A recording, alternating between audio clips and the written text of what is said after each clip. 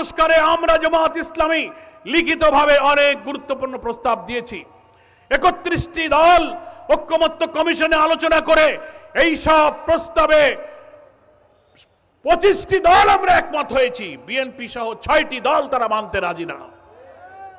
আমরা বলেছি নির্বাচন পদ্ধতি ইলেকটোরাল সিস্টেমে প্রপোর্শনাল রিপ্রেজেন্টেশন সিস্টেম, সংখ্যানুপাতিক পদ্ধতিতে নির্বাচন হতে হবে।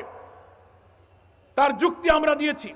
লিখিতভাবে রিফর্ম প্রপোজালে আমরা বলেছি ২ কক্ষ বিশিষ্ট পার্লামেন্ট, আপার হাউস লোয়ার হাউস হবে, ২ কক্ষেই আমাদেরকে পিআর চালু করতে হবে। আমরা বলেছি পিআর হলে লাভ কি? পিআর হলে লাভ হলো প্রত্যেকটি ভোটারের ভোটের মূল্যায়ন হয়।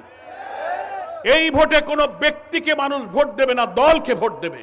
দলের আদর্শ, দলের চরিত্র, দলের ম্যানিফেস্টো, তারা কেমন বাংলাদেশ বানাতে চায় সেই আদর্শ দেখে ভোটাররা যে দলকে পছন্দ করে সেই দলকে আগে ভোট দেবে।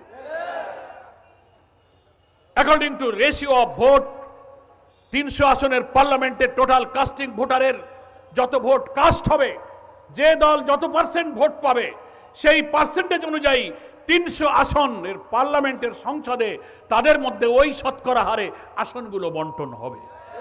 তার অর্থ হলো ১% ভোটও যদি কোনো দল পায়, ১%, তাহলে ৩০০ আসনের মধ্যে ১% হলে কত হয়?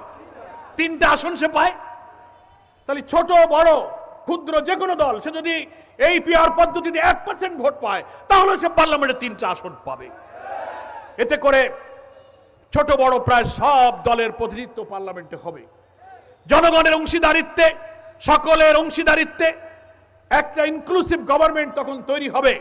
এতে সুবিধা হবে 2/3 মেজরিটি পেয়ে ব্রুট মেজরিটি নিয়ে 2/3 সংখ্যাগরিষ্ঠতা অর্জন করে কোন সরকার যখন ক্ষমতায় যায় সে মনে করে আমি যা ইচ্ছা তাই করব, কাউকে সে মূল্য দেয় না।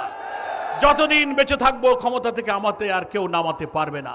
তিনি আদালতের ঘাড়ে বন্দুক রেখে ফায়ার করবেন, তিনি দল নিষিদ্ধ করবেন, যা ইচ্ছা তাই করবেন, লুটপাট করবেন, অর্থ পাচার করবেন, মানুষ খুন করবেন, বিনা বিচারে মানুষকে ফাঁসি দেবেন, আদালতের রায়কে বদলে দেবেন।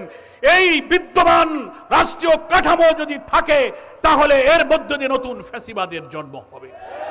সেই জন্য আমরা বলেছি